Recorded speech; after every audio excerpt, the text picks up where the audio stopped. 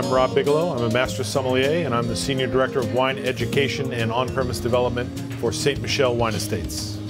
When I think about New Zealand and the wines, obviously the first answer is Sauvignon Blanc.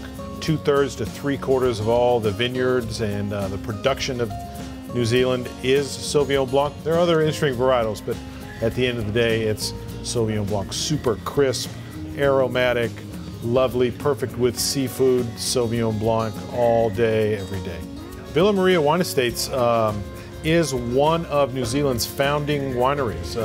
Sir George Fistenich started the winery in 1961, so he's been at it ever since they moved down to Marlborough on the South Island, where all the Sauvignon Blanc is produced and thrives, and opened the winery down there in 2000. The winery is completely family owned, so they have total control over all of their production, which speaks to the unbelievable quality of the Villa Maria New Zealand wines. Villa Maria is the most awarded winery in all of New Zealand, wins all of the contests, and you know they're revolutionary in so many ways. Villa Maria was the first winery to put all of their production under screw cap.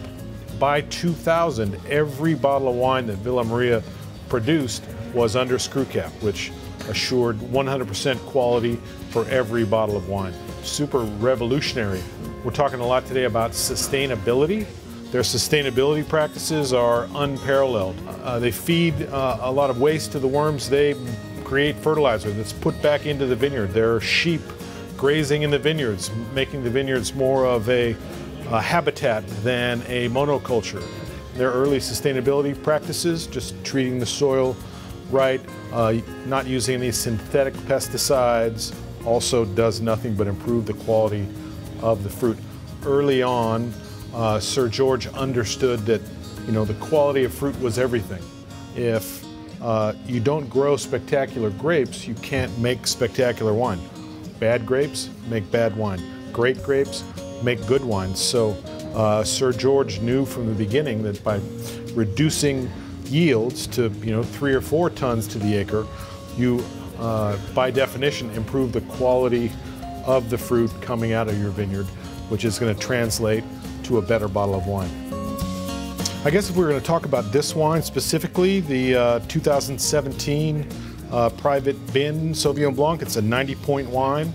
For many, New Zealand Sauvignon Blanc can be just unbelievably aromatic, but sometimes off-puttingly green and tart, and cilantro, jalapeno, grapefruit.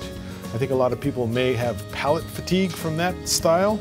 The Private Bin Sauvignon Blanc has a sort of a broader mid-palate, which means it's lusher on the palate, more sort of melon and floral aromas. A lot of that sort of biting green jalapeno, cilantro note, grapefruit, cat pong, all that's been taken out. It's much more lush and agreeable, and not only is perfect as an aperitif, but also will go great throughout the meal with seafood dishes, soft cheese for dessert.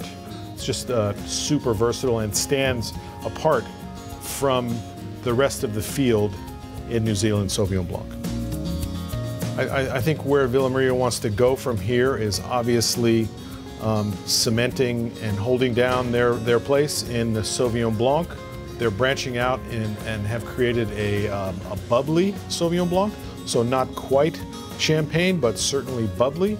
Not to mention, Pinot Noir has also really come of age in New Zealand, has taken that space behind Sauvignon Blanc, again from the South Island, but they've figured out exactly where to plant Pinot Noir, and the Pinot Noir from New Zealand has sort of inserted itself on the worldwide legitimacy stage of Pinot Noir, for sure.